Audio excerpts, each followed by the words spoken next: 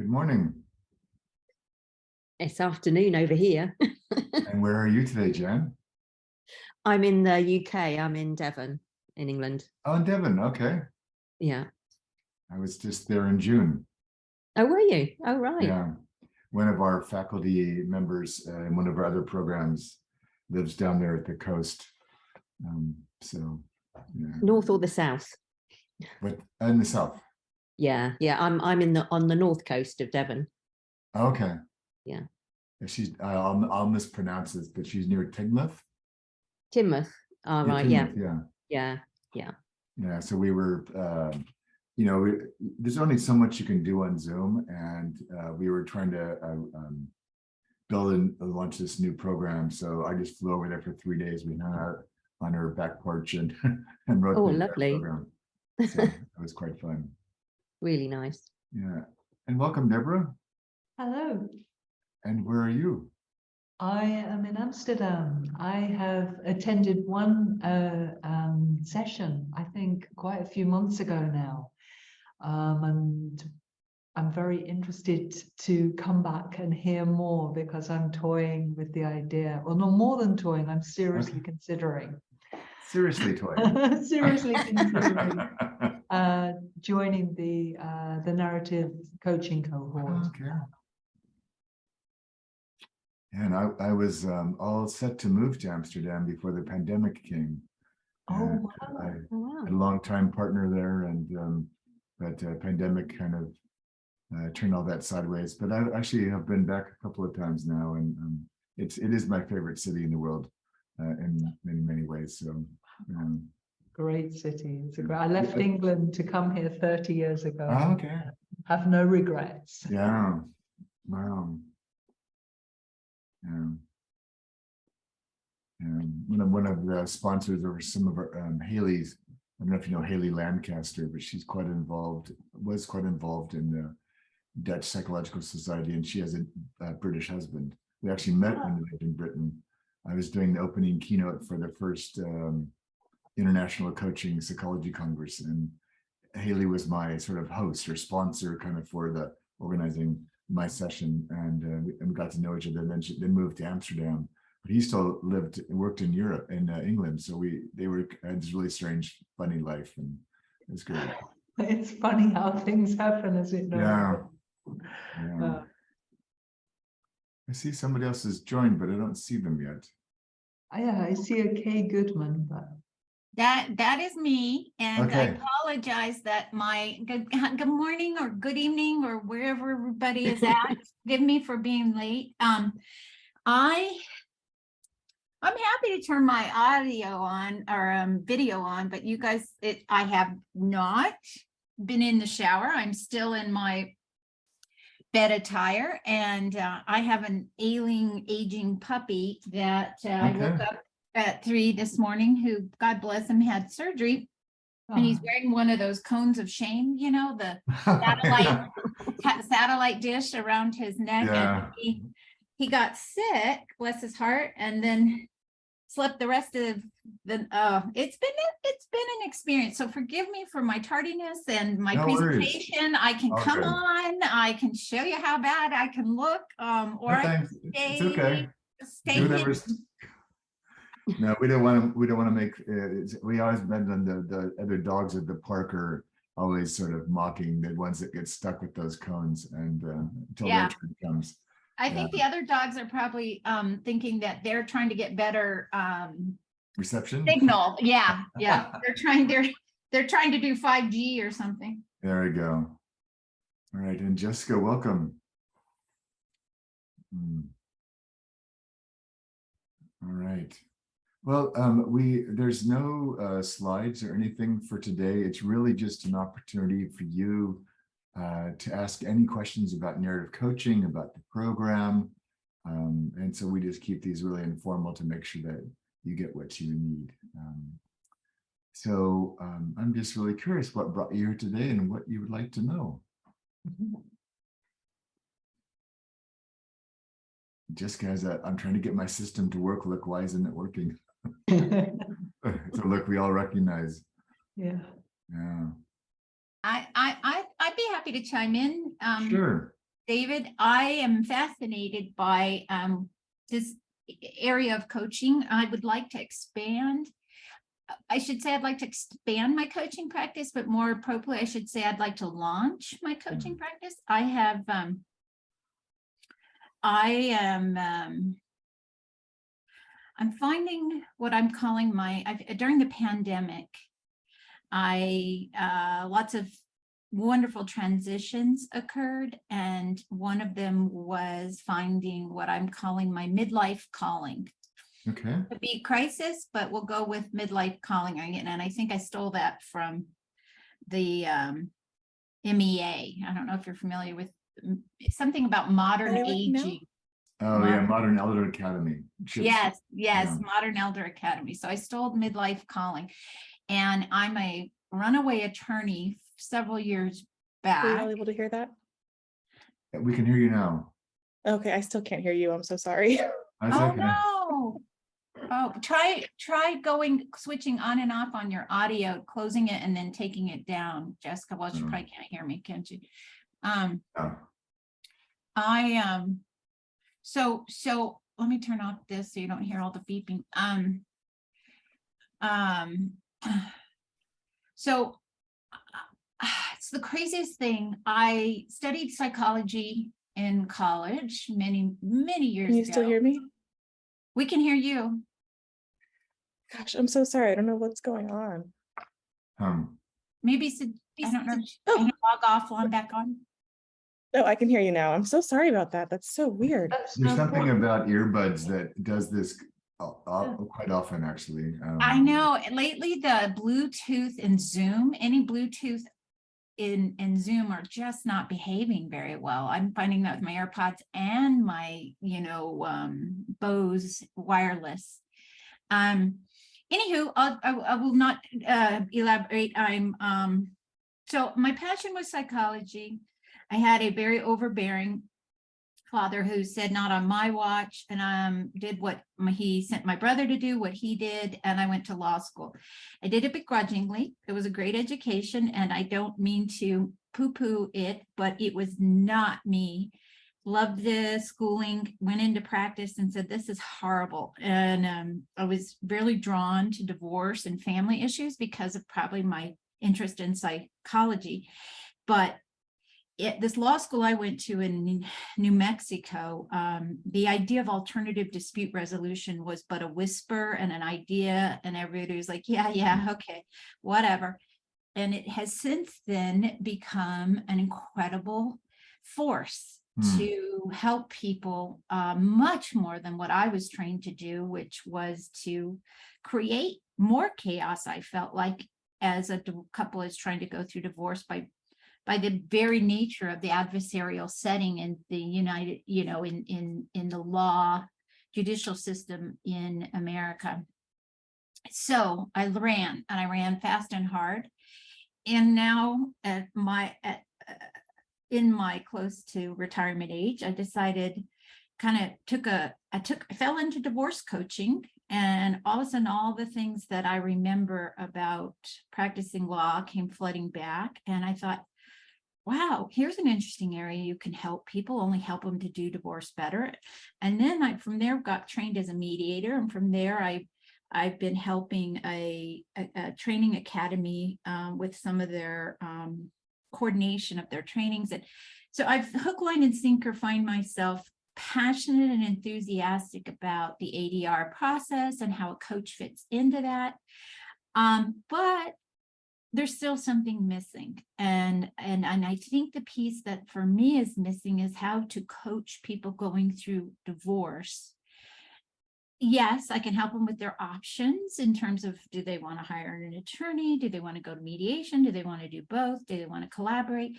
But in conflict in and of itself, I'd like to help people to see conflict not as the enemy, but as an opportunity to grow.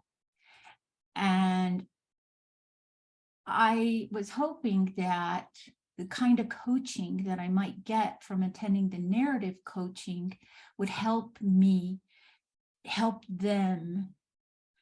I mean, the ideal would be to get people in conflict going through divorce at some point through the process or after the process to potentially take a large step into the ideal of radical forgiveness for themselves.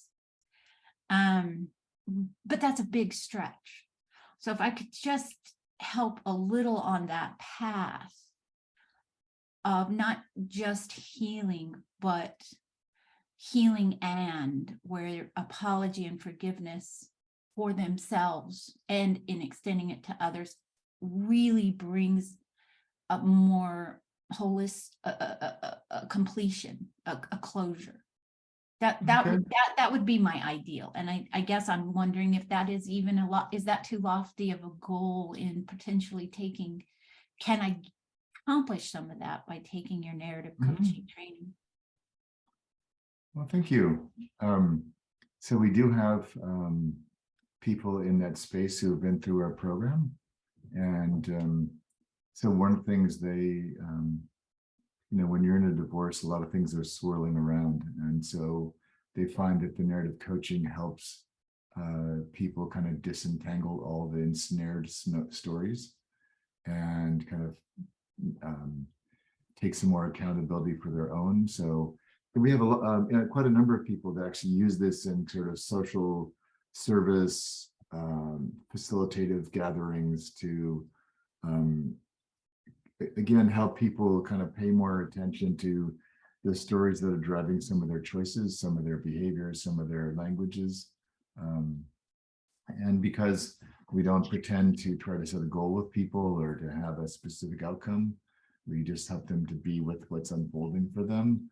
It sort of takes a lot of the pressure off of having to figure things out before you can do anything and just sort of be in the flow of what's going on, which, having been divorced myself, is not handled very well by the judicial system at all. And I agree, it throws gasoline on fires and makes things much worse than they need to be. But yeah, anyway, so I think you would find good company in the program, and we have a lot of people that come to the program from maybe a less traditional coaching background. As part of why they're attracted to this. And so, yeah. So, Thank you. Yeah. And how about for others? What is on your mind today? What are you curious about? I can chip in here. I think the predominance of my work is working with people, particularly in the human rights world. And I mentioned this, I think, one time before, so forgive me if I'm repeating myself. Okay. To you, David, it was a while ago. And you meet hundreds of people, so I'll keep it short. As long as there's no quiz at the end, I'll be okay. Do you remember what? Anyway, but yeah, so my work with people is basically listening predominantly for the why. Why do you do what you do? Giving people space to tell a story that perhaps they've never. Many of the people I work with are so under so much pressure, also because of the environments they're in throughout the world. They don't have that chance to actually stop and reflect. And the coaching process that I'm lucky enough to be invited to be involved in involves listening to people and asking them questions about why they do what they do. And then very different from narrative coaching, I actually take that a step further. Okay, let's think about a story that you would like to tell to others. So there is a witnessing of that story. And that fascinates me because when I work with people, maybe it could be 10 different human rights activists. I work with them online. I've been doing this for years, pre-COVID as well, since Skype existed. And then the people I work with tend to come together. I will give a workshop where they are able to share the story that they choose, their story. They are the authors of the story they want to tell. And in that process, what I see is this incredible ripple of, I guess it's I don't know, how would I describe it? Ripple of just like strengthening.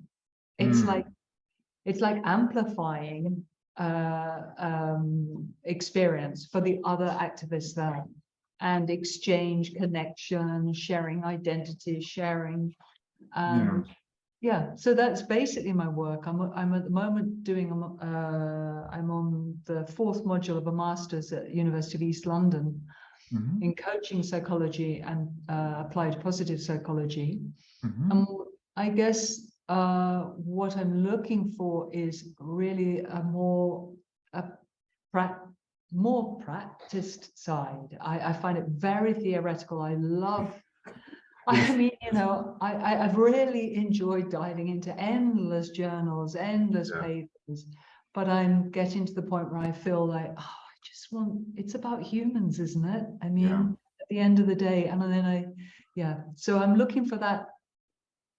I hope, I'd love to hear more. Obviously, I've looked at the website, but I am hoping that what I learn, share, and discover, I will be able to really practically expand my work with the people I predominantly work with. Yeah. Well, wonderful. Well, a couple of things come to mind. So one is we're actually, through a client of mine, we're actually doing a pilot with the University of East London. So I'm involved in a sort of an AI-based platform to sort of accelerate coach development. Right. And we're actually doing a pilot now. We'll start another one with a colleague in Australia in January.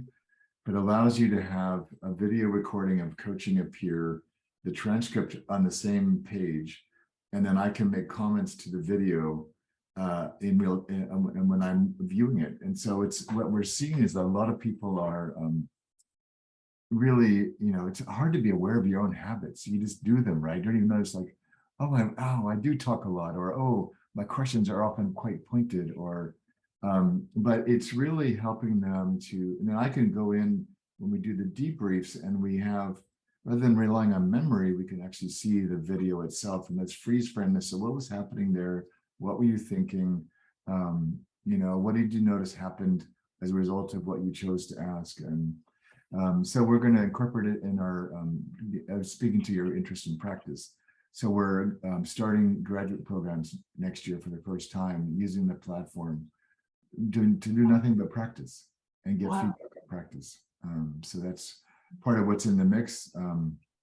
And we're also starting with that sort of a laboratory in January, so that students and graduates can intermingle around certain things, so you can learn from and hear from people who've already been through the program, who are, you know, on a similar journey that you're on.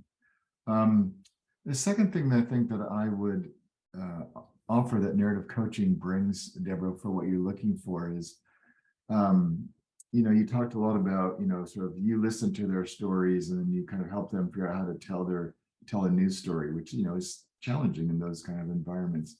So I think one of the things narrative coaching does well is we deal with the middle of that, because if I try to help somebody to change a story about themselves, the difficulty for most of us is our story and our identity are conflated. We see them as the same.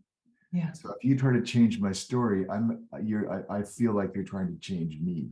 And even if the client wants that, they're going to fight it. We just do. It's human nature in some ways.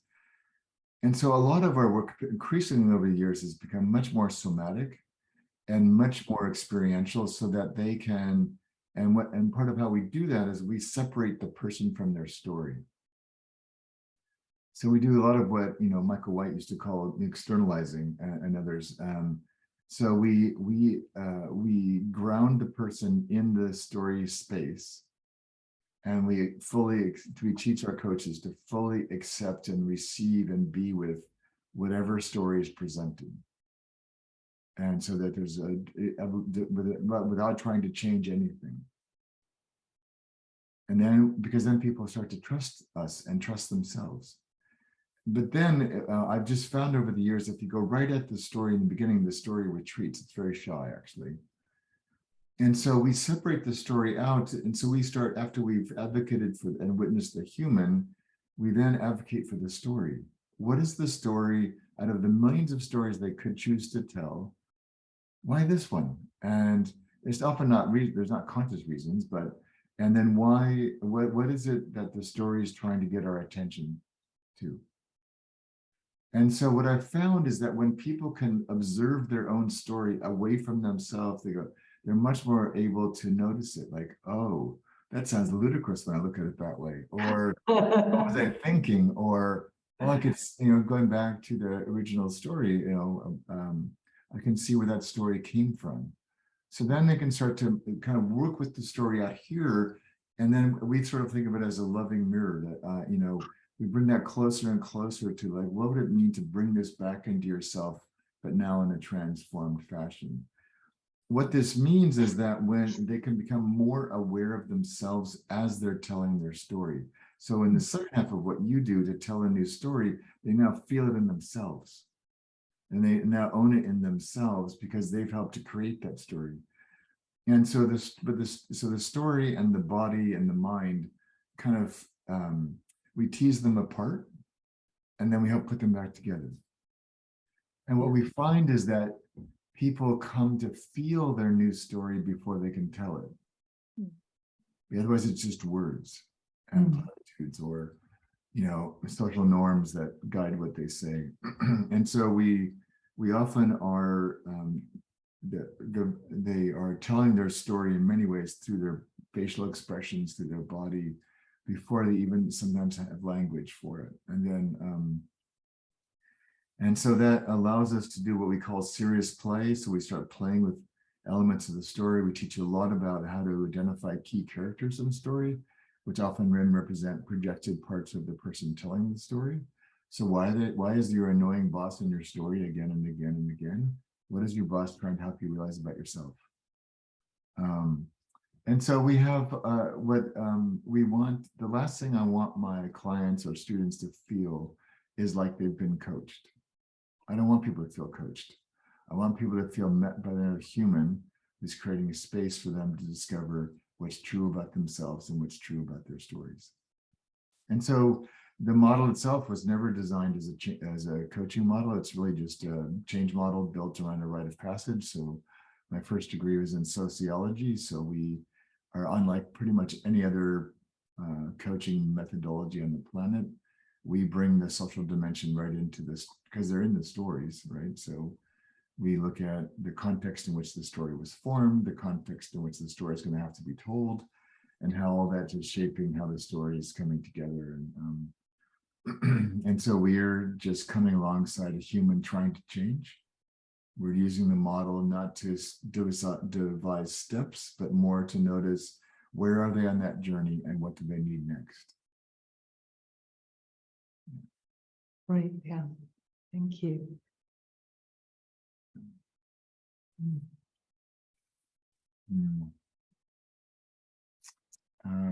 So we can come back around and see if there's more questions, Deborah, but I also want to make sure we have time for Jen and Jessica and see kind of what's on their mind, and we come back and then see what else we want to talk about. Can I chip in? Is that okay? You can, it's great. Yeah. The reason why I'm here is that I did a ICF coach training about 18 months ago, but I've got a background of, initially I worked as a homeopath for years, and then I'm listening to the stories that my clients tell about their body, how they are in the world, and they speak the same way about different medical complaints or emotional complaints or whatever they've come from. And so that was how I decided, what remedies to give them. I moved on from there because I wanted to make more impact, have more impact actually. And I worked in schools in family support for a long time as well. And eventually went on to train via various other things. I trained as a play therapist. So I've been working as a play therapist for quite a long time. And within that, used quite a lot of narrative therapy. And interesting from what you were just saying, because a lot of that is the children are very easily, they tell their narrative, but with toys or by acting things out or drawing things. And so in a way, it's quite easy to get them to change their narrative, because you can point it out to them and then say, and what would make the big monster not come so close, or something like that, and they will come up with a solution. So, but the reason why I trained to be a coach was because with COVID, my play therapy practice went out the window, and I thought, and also I'm getting to an age when I don't really want to spend all day long crawling around the floor and in and out tents, and so I'm thinking, well, I want to go back to working with adults again, but I want to have a way. When I did the coach training, because I've done a psychology degree and stuff along the way as well, almost everything within the training I'd done before in some shape or form. But I want to be able to utilize my skills from practicing as a homeopath and as a play therapist and various other bits and pieces that I've done, but with adults now. So I'm wondering how applicable that would be. Yeah, so I think it's a good match. I think we should have on our application form, well, if we had one, but what other stuff have you done? Because it's fascinating to watch the journeys that people that are drawn to this work have come from. No one in our program has taken a straight line to get here. They've wandered through different careers. They've just explored, and it's always people with this sort of fascination with the dynamics of being human and different angles you can come in at it. So two things in particular, well, three things stand out for me. So we'll help you unlearn the things you learned in your ICF program. That will not be very useful to you in this. ICF is great for, I do a lot of work. I've spoken at many of their conferences, and I've sat on some of their committees and things to support them, but it's really helpful for people that are just starting out with no background in any of this. But if you've developed anything in the human space, you will outrun most of what ICF does. But two things in particular stand out for me. One is the play therapy and narrative therapy. So you will recognize a lot of that. And so we have this thing we call serious play, where we use invited humor and experiments with our clients. So one of the reasons why we don't set goals is I tell my clients, there's nobody in the planet in this hour that cares for you, supports you more than me as your coach. If you can't do it here with me, you're not going to do it when you leave. You're just not. The pressure is too great and the habits are too ingrained. And so we, rather than setting a goal for later, we say, what do you want to do now? And what I observe, again, going back to your point about children, is that what most adults lack is a safe place to practice, to try to be somebody else, or to try a different behavior or different way of being or talking. And so in our model, we help two of the key phases. One is called search. So what is the experiences they've maybe not allowed themselves to have before? How could we help create those experiences so they can actually feel, so maybe somebody's felt trying to deal with shyness, or they don't easily speak up, or they feel overlooked. So I might have them stand on top of a table and talk to me. Not that being taller is better, but it just gives them a perspective they've never had. And so we just help them even come to accept that they could have that experience. And then we might get them down off the table and say, so now how could you bring that feeling into communicating with me? And so then we start creating experiments. So one experiment might be, so I'd like you to speak up to me as your coach. What is one thing you wish I would do differently for you? Well, and then all this giant kerfluffling of, oh, I can't. I said, I'm right here. There's nobody safer for you to practice on than me. And so I said, so then they find their way to speak up to me. Then I might get them to amplify that. So say that in a louder voice, right? Say that standing straighter, put your finger at me. And not because these are things I'm advocating they go do in real life, but I want them to feel themselves doing this, so they realize they have a huge range of and repertoire of things they could do in life besides the thing that they've done for a long time. And so the whole thing about play therapy and a lot of Michael's original genius was getting people to be willing to try new things. When we used to do a lot of live retreats, many of which were in Amsterdam, there was a facility that used to be some kind of a tech lab, but they had this now was a startup incubator space. And they would have these, glass walls in the hallway where you could look into the rooms. And these were mostly, kids in their 20s, and they were doing some kind of startup thing. And they'd walk by, and one of them finally stopped me. He said, "I walked by your room, and half the room is laughing their head off, and half the room is crying. Like, what are you doing in there?" And I said, "They're all doing the exact same activity, but they're liberating whatever emotion they need to find in themselves." And so we will teach you a lot about how to do that with your clients, how to get them to use their own enact their own metaphors and embody them, to explore, so they can bring their whole self to deal with what is evers they're trying to do. The other thing that you would, I think, would relate to, I mean, having partaken of homeopathy a couple of times in my life, is we use a lot of sources for the work. So like people like Moshe Feldenkrais and others, where we're using the natural system of the client to help them develop themselves. We're not saying you're broken or you're bad or something's not working. We're actually coming alongside as if we were a tugboat, trying to help a ship get into port. And so we're using natural things in themselves, even things that they might have seen as deficits in the past, to help guide them to a new behavior. So it feels very profound, but also very gentle. And a lot of clients even a lot of our students are mystified. I'm a totally different person now at the end of a program, but I have no idea what happened. Like, there was no moments where we did dramatic things, but I said, we just keep nudging in ways that are aligned with who you are to help you become aware of new possibilities and move yourself into a new way of narrating your life. And so again, like, we don't want our clients to feel coached, because then they're putting their dependencies on me as the coach. I want them to feel like they've liberated themselves.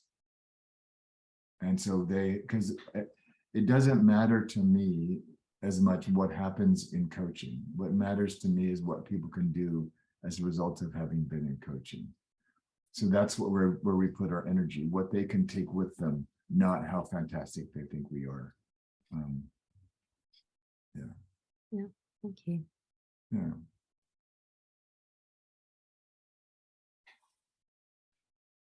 All right. So Jessica. Thank you all so much, by the way, for being patient with my sound problems at the. That's okay. It's all good. So I am actually just in the beginning of learning about coaching. I'm working with a former student of yours, David, Miranda Holder. Oh, wonderful. Yes, yeah. Yeah. In a career transition myself. Mhm. I have a actually, I see some lovely overlaps with folks here. I have a background in mental health. I got that degree while working. I ran a college health education program for many, many years, and got that mental health degree while working, but never wanted to leave to do all the things you have to do to get a license, because I enjoyed my work so much. I worked at a small women's college and just loved the young women I was working with so much. And we did a real broad spectrum of kind of every sort of college wellness health need you could imagine. It's just it was a lot of play too. Actually, I feel like that's sort of what high achieving college women need the most, is a space to be themselves and play in between talking about how sleep deprived and stressed out they are. So when I I moved and left that role, and was thinking, oh, now I'll go back, I'll get my license. I'll do this mental health stuff I haven't done before, and realized that the state that I had moved to, I would need just the hoops to jump through to even be eligible to sort of begin the process of getting a license was so daunting that I decided I'll, step back and look at some different things. And so started working with a coach, and in our process together, she's like, I don't say this to everyone, but I wonder about coaching for you, actually. So I think you've been coaching. I think that's what you were doing in your health education practice. So she's encouraged me to explore different programs, and was just so enthusiastic about the narrative program. I'm really interested in learning more about the the things folks have to say about the ICF programs, because I've heard some thoughts. So I'm just really excited to learn more about this. Program resonated with me a lot. I think just being with folks where they are and kind of helping them uncover the answers they already have was so much of what was important to me about the health education. I mean, everybody knows they need to sleep more. It's kind of figuring out how that actually fits into your real life. That's the always the tougher part of health ed. So I feel like folks have the answers already. It's sort of sitting with them while they uncover it. Wonderful. So I'm psyched. I'm just psyched to be here and to learn from you all. So thank you. Thank you. Yeah, Miranda's going to work with one of our other programs this year, so I'm really excited for that. So, yeah, and so we,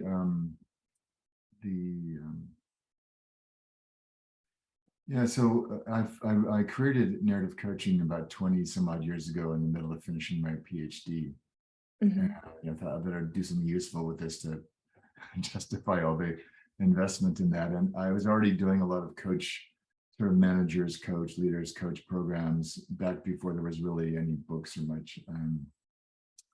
But I wasn't really attracted to a lot of how people were framing coaching, and it wasn't part of my experience. And I came more out of, like I said, sociological views and people like Paulo Freire and, all the sort of, and I found a lot of coaches were really just enamored with their questions and their drive and their enthusiasm, which is great, but I thought that's not how people actually change. I mean, you could probably hand most of your women students a checklist, just do these 10 things and your life will be better, but they're not going to do any of them because they've got other maybe one, like eat more ice cream and have fun or something, but yeah. Oh, they won't do.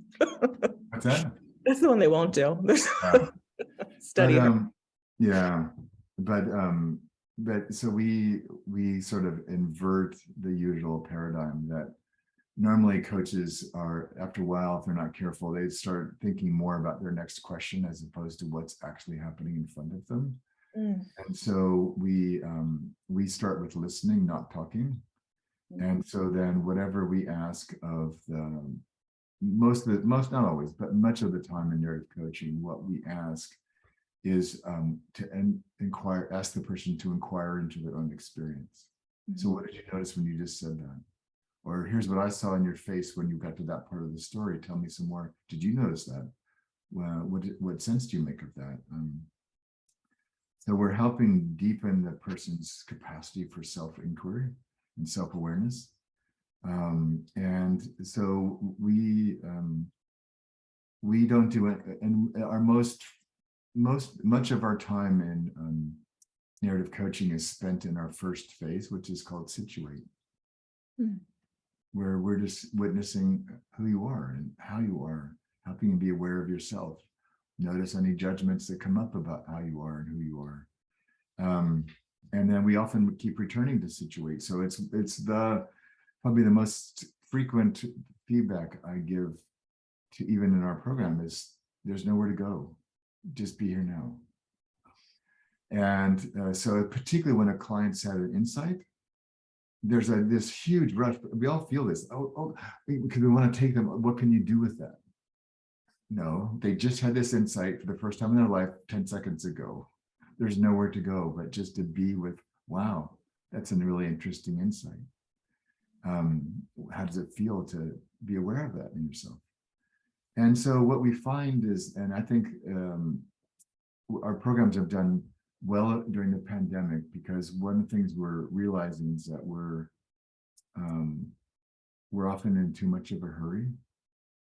And in a time when people's attention spans are shorter, their fuses are shorter, their stresses are higher, we're finding more and more our basic principle of doing less is really helpful.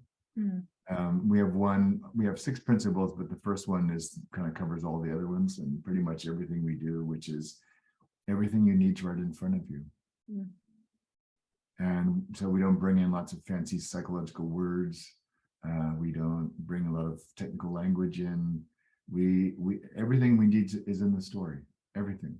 And so we do our best to largely stay in the story material. We don't bring in much from the outside unless that would be helpful scaffolding for the person. But I think, as you were describing how you were approaching your health work at the university, this would be a really natural fit for you, because I can sense you probably did this really instinctively with the young women you were working with. Yeah. And we do a lot of things in the process to help them create what we call structures for success. And we can use goals if that's important for that person, but it's not often as we think. I've used to work a lot more in organizations, and I've never had a client in 25 years say, David, I need more goals and objectives. I don't have enough of them. Never, ever. They're trying to get rid of them. They've got too many demands in their life and in their jobs. And most of us don't have the bandwidth to navigate so much. And most humans don't orient their life around goals.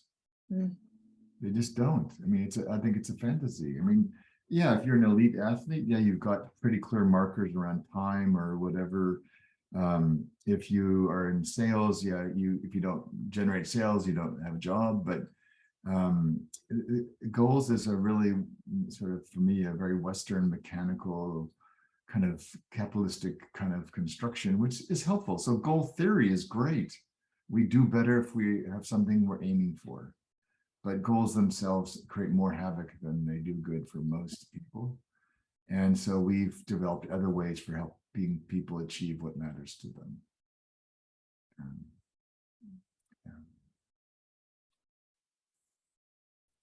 Yeah. Can I ask a follow-up You question? can ask as many questions as you want. Well, and for at least then 45 minutes, then I have to go. I'm having surgery in my head today, so I've got to leave. But otherwise, you can ask as many as you want. There's no limit on the number of questions. So what I'm wanting to ask was that I mentioned before that I closed my homeopathy practice and went to work in schools to create greater impact. And with some of the coaching clients that I've coached, I'm very aware that I'm coaching them within an environment that they can't change. And what I really want to do is to be able to coach the people that are capable of changing the culture in which other people are growing. So where does all of the work that you do fit in with that? So that would be our ID program, is all about that. Okay. So I used to do a lot of large-scale change projects for governments, for companies and whatnot. And there was a great phrase. There was a guy that built some really legendary leadership programs at GE. And they had built a prototype of one of their early programs, which had rave reviews from participants, best program they've ever had at the company. But he was a business person by background, and he said, Yes, but it's not making any difference in the business. They're just loving the experience of being in the program. And so I had this phrase, which we use now as one of the centerpieces of our integrative development program, which basically took the philosophy of narrative coaching and allowed you to scale it as in any direction. Which his phrase was, we should stop sending changed people back into unchanged environments, because the environment always wins. Yeah. And either expels them because they can't take it anymore, or it contorts them back to where they used to be. So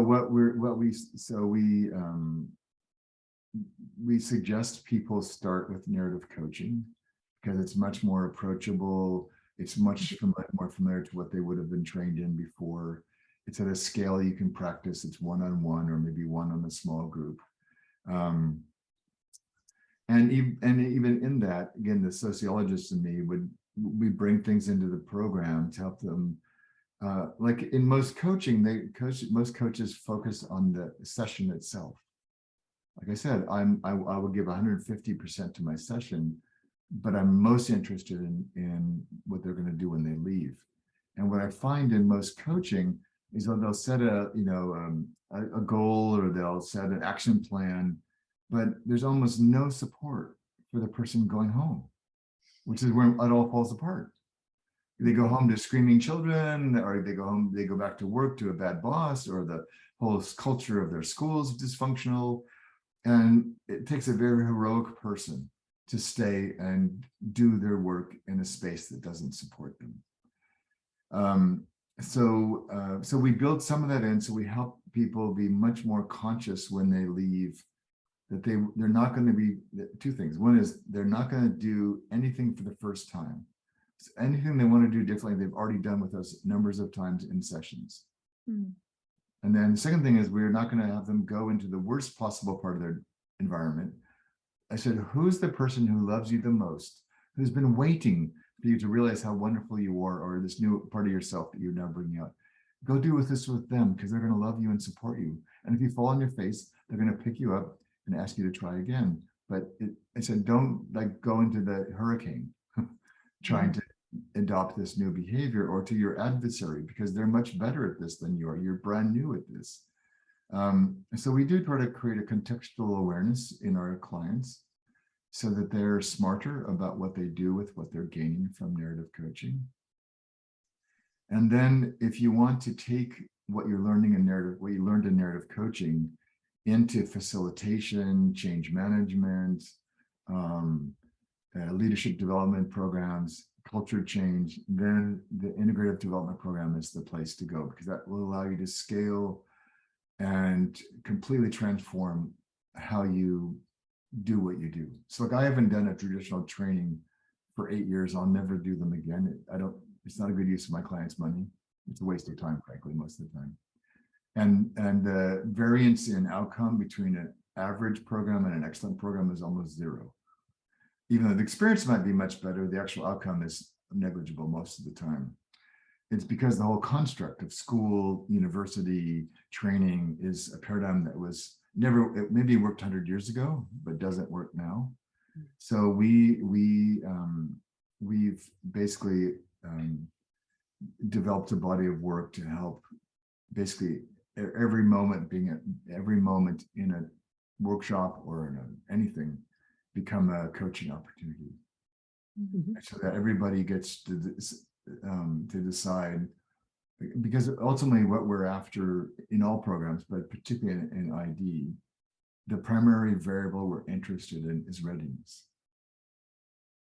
What is this person or system ready for? Nothing else matters, because if they're not ready for it, it doesn't matter how brilliant you are or how good the work is. Nothing's going to happen. And so it would be like for you, Deborah, in the kind of spaces that a lot of your people work in, the average thing I might tell an upper middle class white man in a corporation, I would never tell those people, because it would be rude and inappropriate, because they don't have those luxuries, they don't have those privileges, they don't have those resources. And so the ID program really helps help people discover what is it you need in your context to be successful. And how can you band with others to create spaces in your context where you can thrive?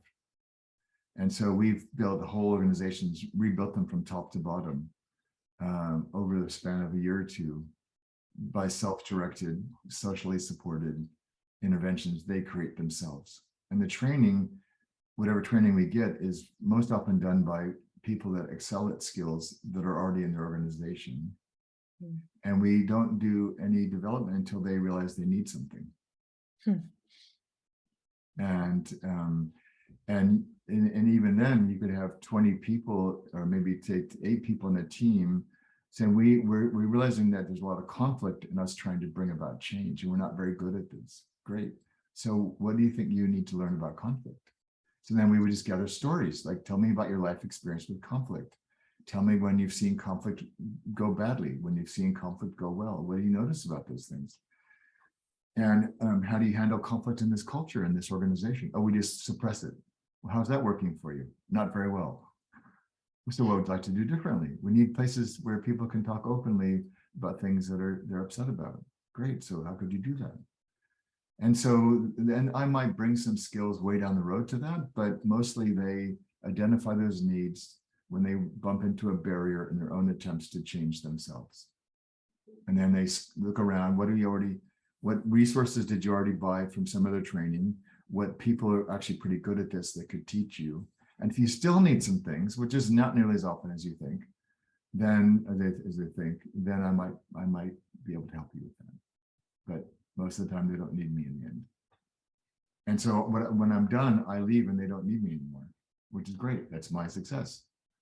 They've figured out how to go and if there's things that they still need, having more of me is not going to help them, because there's nothing in their system to support that. And as soon as I would leave, it'd fall apart again. So I said, you only do what you can sustain yourself, with occasional outside scaffolding or new perspectives. Or it's not like they have to be like hermetically sealed. It just means you will sustain what you're able to sustain on your own. And if new needs come up or new awarenesses come up, then I'm happy to come back and support you to find your way to them. So the ID program for you, Jen, would be a great piece for you. And I think getting the narrative coaching skills under your belt would give you a lot of tools to bring to that. Okay. So we're really, this year for the first time, we're really encouraging people to it's the most established program. It's the largest community of practitioners. Start there. And then we have 2 other programs. One, if you want more personal development for yourself to go to work this way, which is our narrative release, or ID, which is I'd like to take this as a facilitator or as a trainer. I'd like to be able to transform how I do trainings and workshops. But it helps to have all the basic skills first, and then that becomes more possible. Okay, thank you. Can I ask a question? Thank you for so many insights here. Thank you for that, David. The question I'm asking is related to, because our wonderful Jessica and Jan and I'm sorry, I've forgotten the first name of the other person. Okay. But okay, have a Sorry, background. Kim. Carrie, thank you, Hi, Carrie. so sorry. No, Kim. Kim. Kim. Yeah, Okay, got yeah, it. sorry. Yes, Got no you. worries. I've got you. Sorry about that. But have a background, in psychology or a background, and that is a question now that pops in my head listening to this, and also listening to working with a client. I don't have a background in psychology. I have a background in performing arts. I have a degree in performing arts way back. Yeah. It certainly helps with being creative in different ways. But listening to you and listening to specifically from the narrative coaching point of view and working with a client, the question that pops in my head is, is this something really for somebody with a degree in psychology that you have that depth of rather than No. So if you decide to come with us, which I hope you will, I'll introduce you to Robert, who's a longtime thespian from London. Okay. And has no psychology background either. But I said, Robert, theater is nothing but dramas of the human psyche. So you actually know a lot more about psychology than you realize. So like I said, my job is to infuse the program with the social sciences. So I draw from many of them: anthropology, sociology, psychology, in particular. So my job is to infuse the program. So you'll have plenty of resources, some recordings of me sharing some of these things, articles I've written. The book has a lot of stuff in it about that as the back context for this work. But we don't traffic in psychological language in the actual work or even in teaching in some ways. So there'll be some things, like we have a whole section on attachment theory, because we want to help you recognize the attachment patterns in your client, not as a psychologist where they're going to diagnose them, but just have a basic understanding. When your client feels stressed, do they move away from you or toward you as a coach? Right? And what do you notice they're needing from you? What makes them feel better? So these are just common human observations. Right. Yes, there's tons of theory and work behind that, but you don't need to know any of that. And it's more, so I think the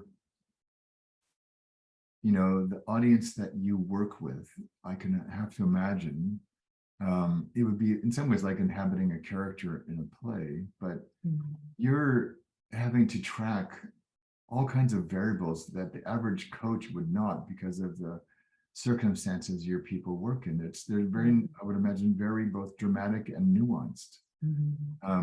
And so again, that perceptual capacity is far more important in narrative coaching than understanding psychology. Yeah, if you had been, I don't mean to be like totally ridiculous, but if you were a bricklayer and you did nothing but master the art of laying brick and you never really interacted with people, yeah, this program might be difficult because you just don't deal with people as part of your job. You deal with things.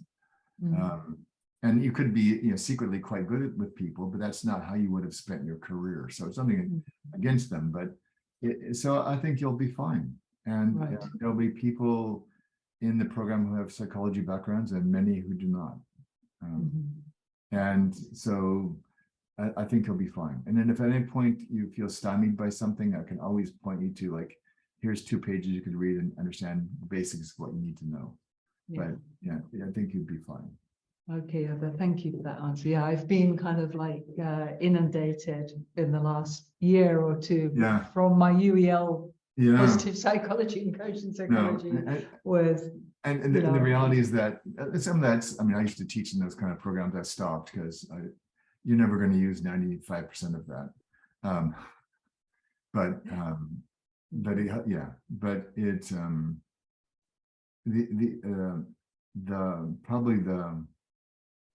One of the skills that you need the most to do this work is the skill of observation. To be able to notice, so in our work, we speak a lot about the field, so the energetic space between people. And we imagine it's sort of like a tableau, so it could be like a stage in a way for you. And we notice who shows up on the stage and what are they doing there and what does the energy feel like and what do we notice. And so we, even when people are talking about the past or the future, we bring them into the present moment. Like, what are you noticing here in the field right now? As so again, you would be, I think, and I will introduce you to Robert. He's hysterical. But you will find more parallels than you realize. In your performing arts background. You might have been a dancer or something else, but yeah. Great. Okay, thank you for that. David, Kim here. And Kim. Jessica, you may not have heard this. I apologize that I'm not on video. And I missed a little because my poor guy is clearly not doing well, so I needed to give him some attention. I'm struggling Jessica, with an aging fur baby that had just had surgery. couple, I have, one thing I heard you talk about was conflict was and I can't, were you talking about that as they're getting the skills for narrative coaching? Then there's some future programs like the ID program or one of the other ones you mentioned where what you were talking about related to conflict comes up more in one of those other trainings. I missed the import or where the discussion you were having. I heard the discussion on conflict. I just don't know if we were talking about a different program or the narrative coaching program. Yeah, I mean, there will be some of the basic skills in narrative coaching that will be helpful, but that would be more in the integrative development program. It's called the ID Way. Okay. Matter of fact, we have 2 Canadian women in the program that just graduated this year from that program that work in conflict mediation and facilitation and restorative justice in Western Canada. And do you still recommend in the I knew what you said to Deborah and for going towards more the ID that you still before you take I don't know if it's fair to call them advanced, but the integrated or ID program, it's good to start with your narrative coaching basics program first, kind of like. Yes. I mean, people have done it the other way around, but what we're finding is that it works fine for them in a way, but it takes longer for them to grasp what we're doing because there's some assumptions in that program about things we'd like you already to know, or and then the narrative release program really is just a pure investment in this sort of spiritual philosophy that underpins everything we do.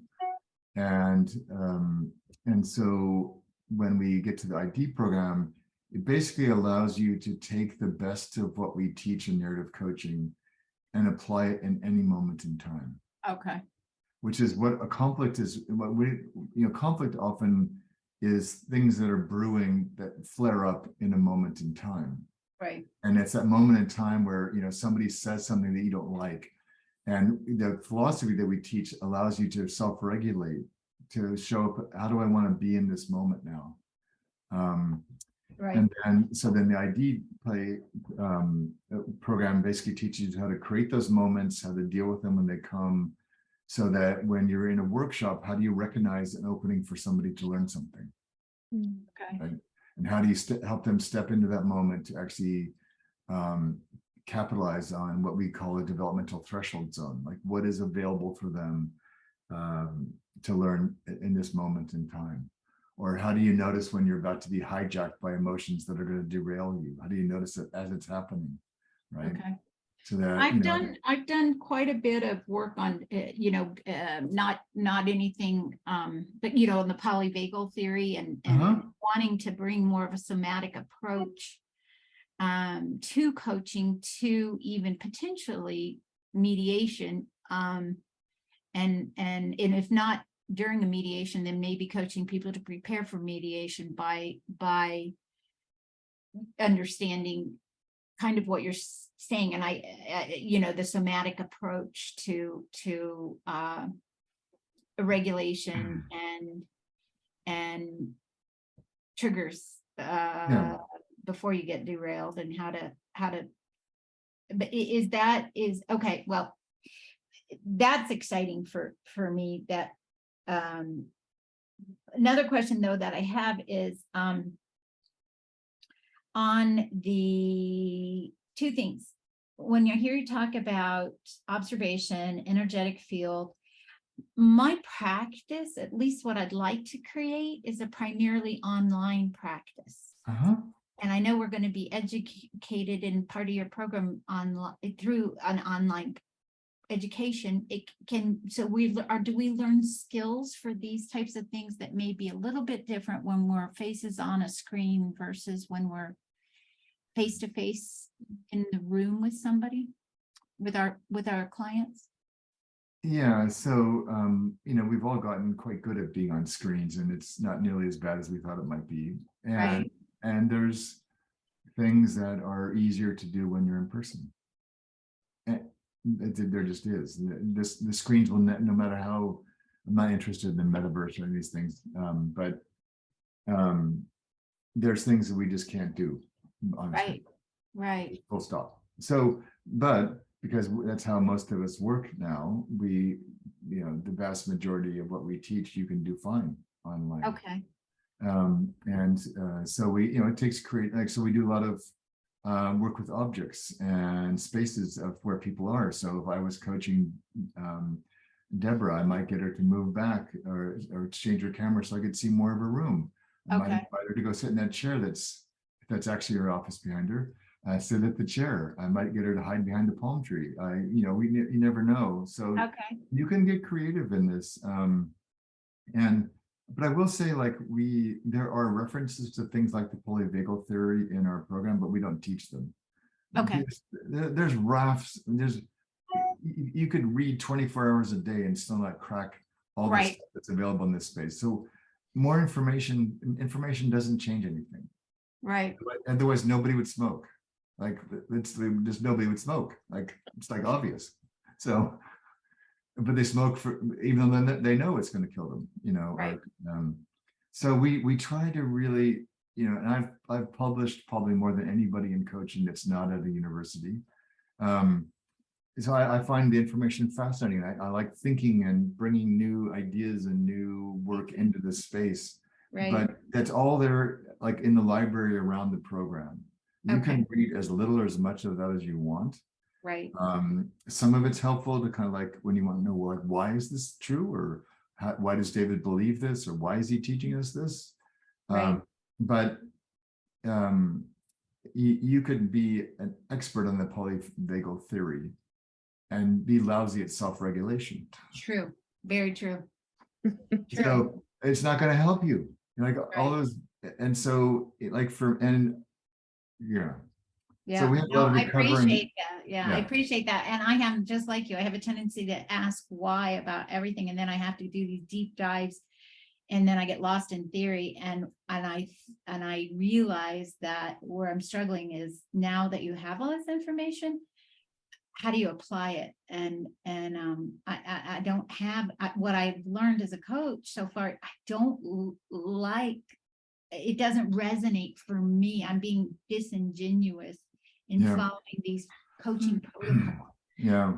So learning how to kind of embrace the information and let it go at the same time, to bring all of, your presence as being the most important aspect of your coaching Yeah. practice is important. Logistically, since we're all in different locations, I didn't study the offer you guys put out in enough detail to know what is the time as far as time zones. Yep.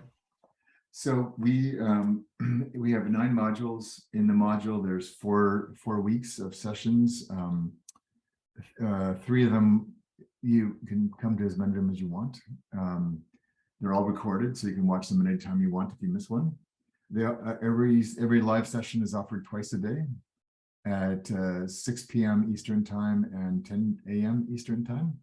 Okay. So like we have lots of people from Australia and some from Asia, so they always come to the afternoon one, which is morning for them.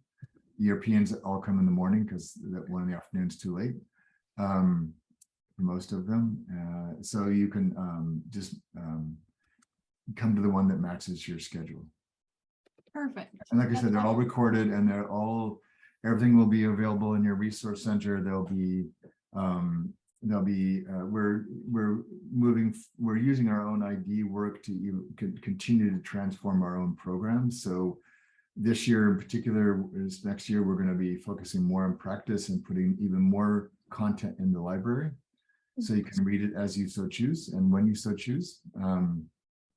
And so that we can use more of our valuable face time to talk to each other, to practice, to give feedback, the kind of things that really matter the most in the end.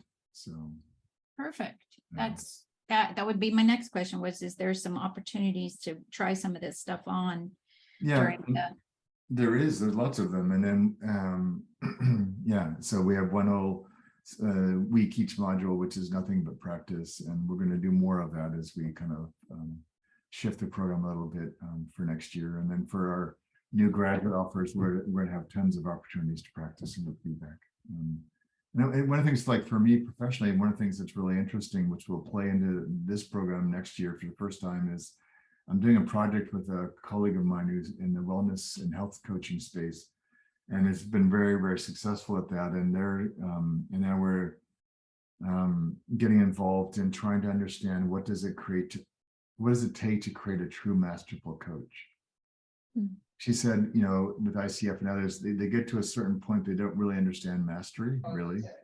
And so we're going to embark on this research project. I'm writing, actually right here, a brand new model that we're going to debut at some events early next year to begin to think about how do we create masterful coaches. Oh, I love that. Yeah, so I'm going to do research with her next year to kind of figure that out, and using some of whom she sees as their better coaches. What can we learn from them? How can we model them? And begin to figure out how do we create a trajectory by which people that so choose could become masterful at this. Did you say also, well, last question, you guys, and I promise I'm done. Did you say, David, that learning the spiritual underpinnings, we will get some of that in the narrative coaching? You will. We used Okay. to get more.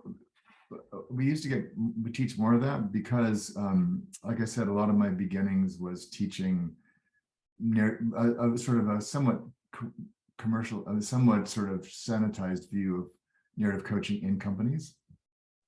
I couldn't go into all the details; it was too much for most companies. But because I was teaching a lot of like leaders coach, manners Right.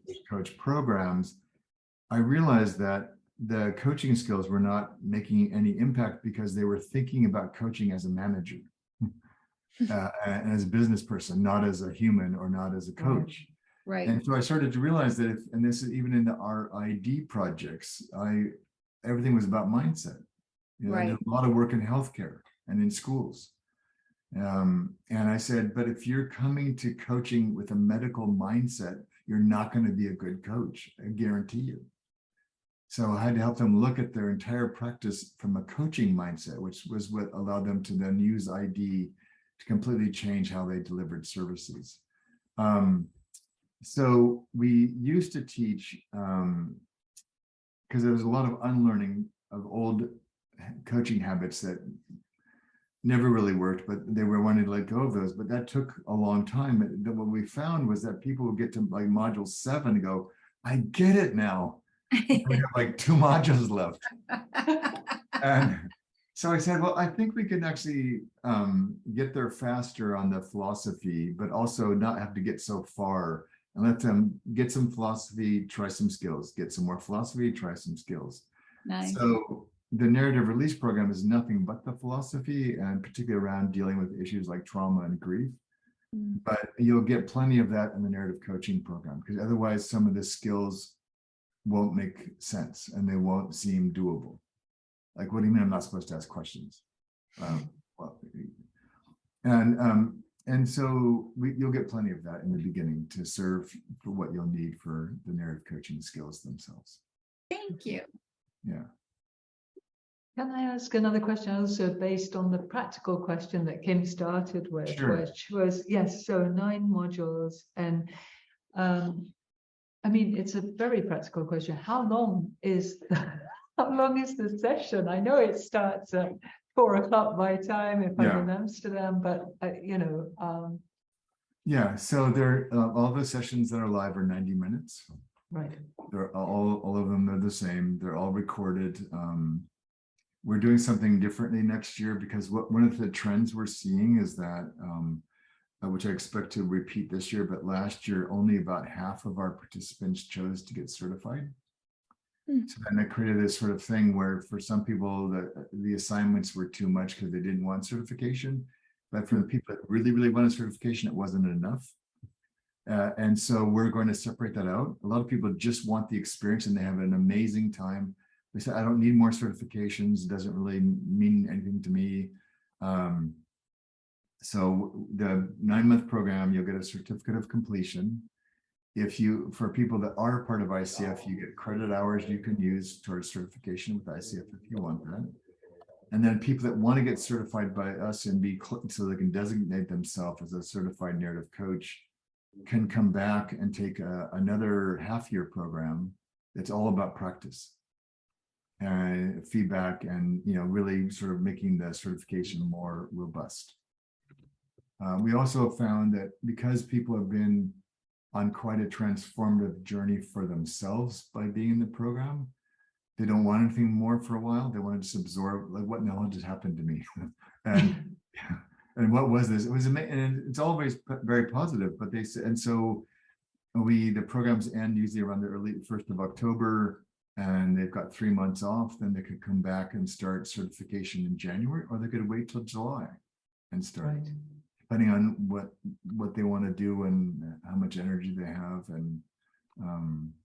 and then once you graduate, just with the main program, then you can avail yourself of all the graduate programs we're launching next year, and the sort of mentor vision groups and practice sessions and things. So.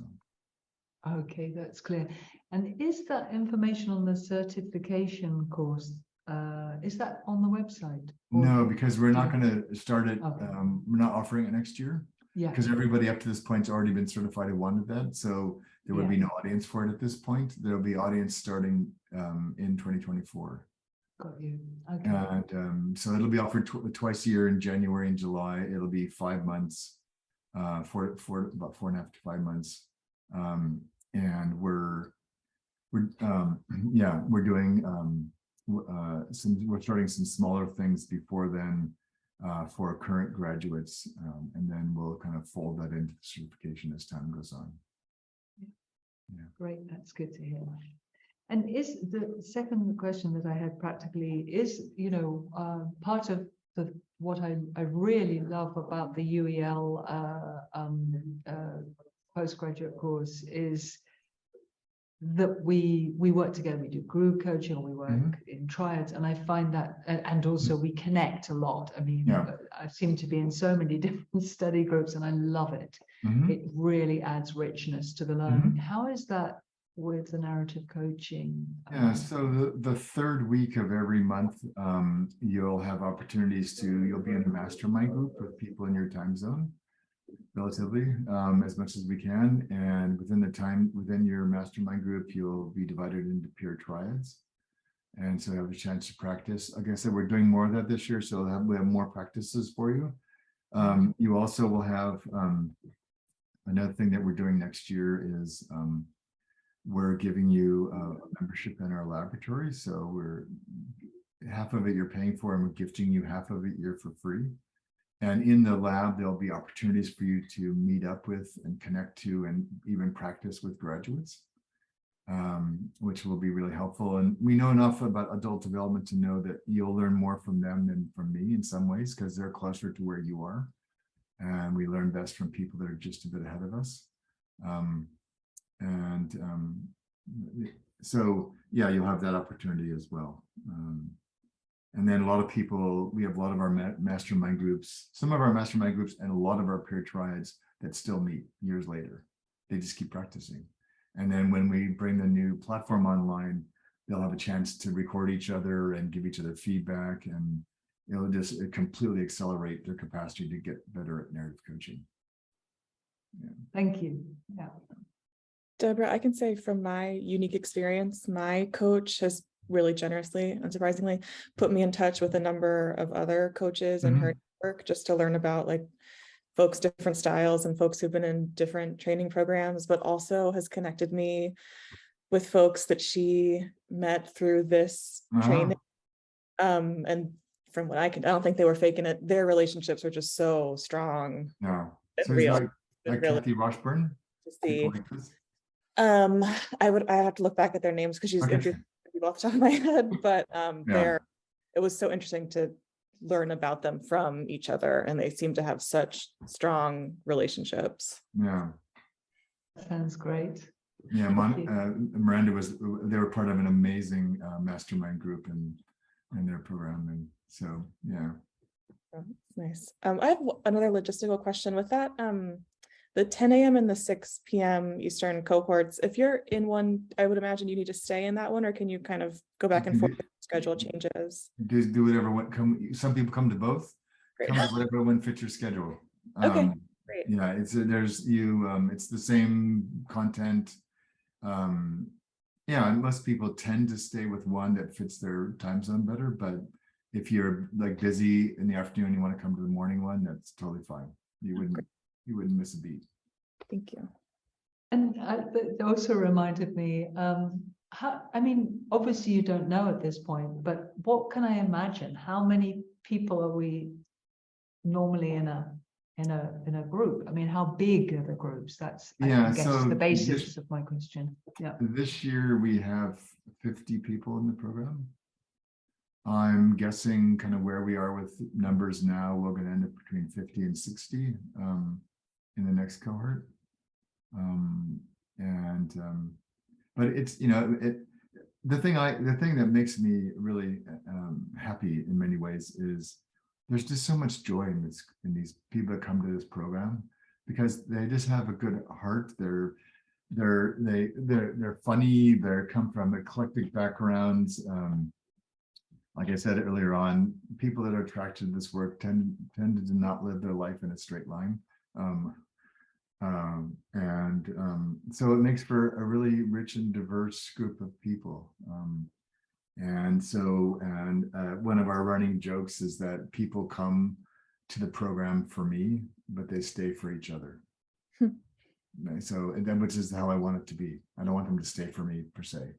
And that you'll form wonderful friendships, you know, as Miranda will attest, and that will become central to your ongoing learning and growth in this work. That sounds really great. That's very, very important to me. That's what it's good to hear. Yeah. You know, and many of us are, I mean, many of us can be prone to loneliness in these times, you know, because we don't travel as much, we don't get out as much, there's not as many events.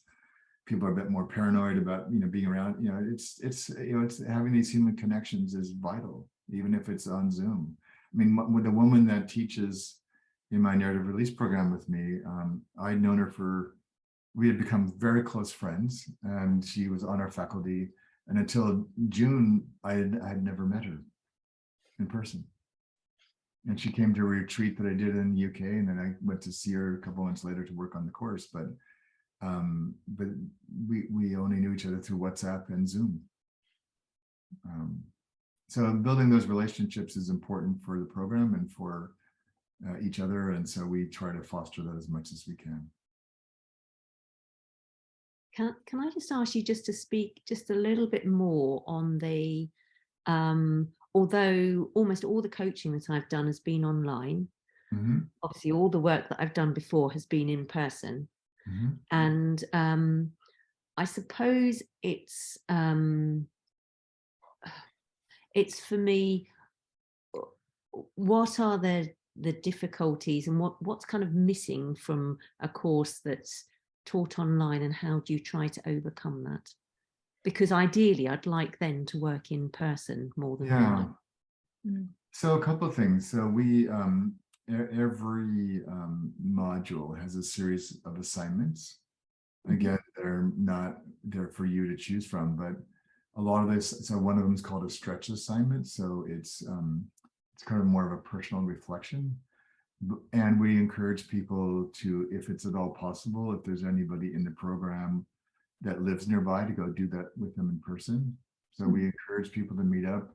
You'll be able to see who's in the program and where people are from. And so, hey, well, you know, maybe we went to the same graduate degree program, or so you're part of that same network. And even if you don't live near that person, you live near other graduate program who would recognize the background you have. And we, a number of the assignments take you into nature, which is another sort of restorative, connective kind of activity.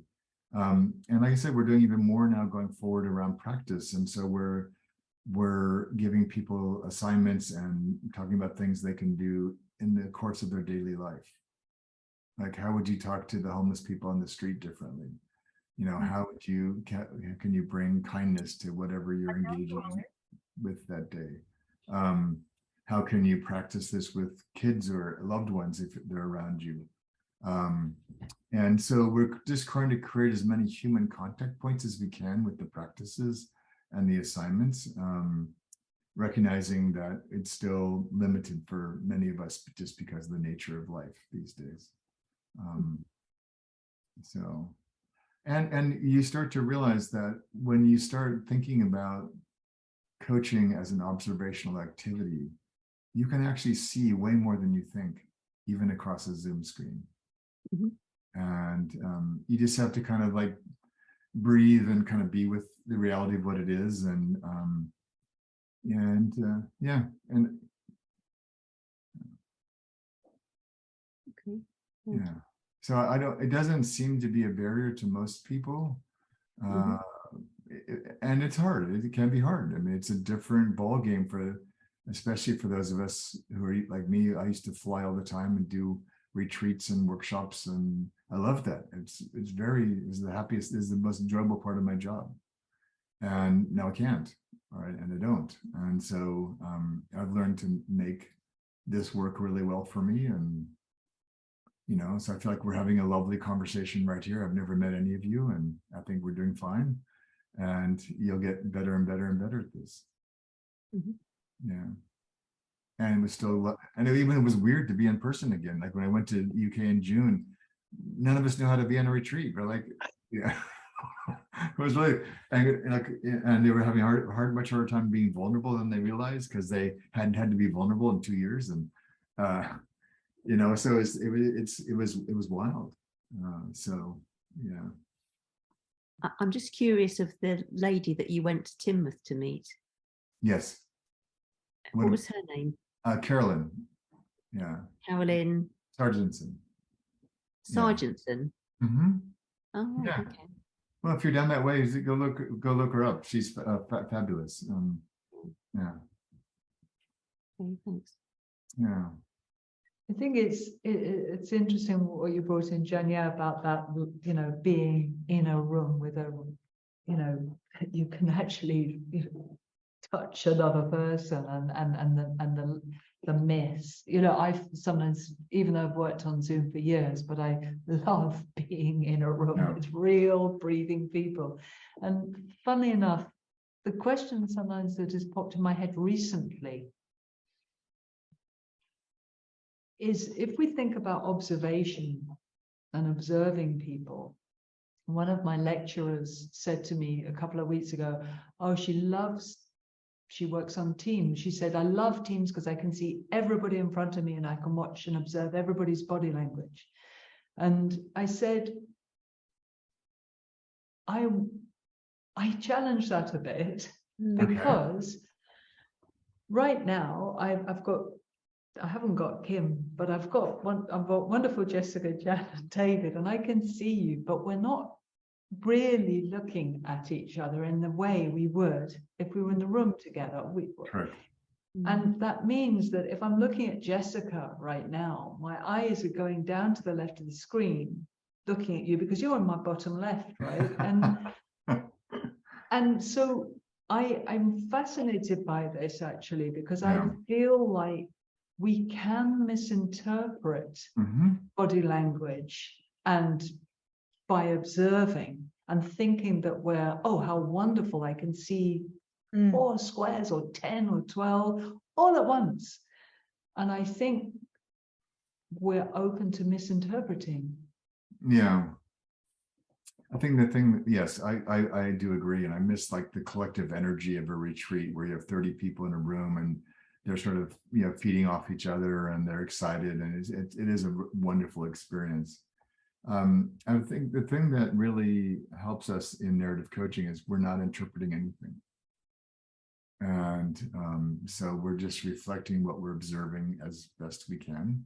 And we're inviting people into experiences and self-awarenesses and activities. And so in that sense, I actually find Zoom helpful because it forces us to not interpret. And when we're in person, like your colleague who was saying that, so she's interpreting what she thinks all those body languages mean. Right. And she may have no context of the stories that drove those body behaviors, or like, this guy slept with that woman over there, or whatever. Yes. But then they broke up and now they're on the same team. And, so it's easy to overinterpret when you're in person as well, because you think because you can see them. And yes, you probably can. You can get more nuances that you can't get on a two-dimensional screen. You know, I always have this pet theory. It's why we don't spell as well on whiteboards. Because we learned how to spell writing and reading books on a horizontal plane. We move to a vertical plane, our brain doesn't spell as well. Right. And we know enough, like from Ian McGilchrist's work on the brain, that when you're dealing with two-dimensional surfaces, your right hemisphere is not as effective, which is why people are prone to like conspiracy theories, not in real life, but in online, because they're reading a two-dimensional surface. And their hemisphere is often overreacting or oversimplifying or over whatever. And when you see a nuanced human being in front of you in 3 dimensions, your right hemisphere can put context and perspective, and you know, yeah, I don't, you know, so I'm conscious of time, and I need to get off to get my hand taken care of this morning. So get my surgery underway. And so thank you for coming. If you're going to help in any way, let me know. Otherwise, I'm hoping that we'll see you in the narrative coaching program in January. Thank you so much. It was really informative and great. Thank you. Great. So nice to meet you all. Thanks, Kim. Have a great day. All right. Thank you. Bye. Bye. Bye.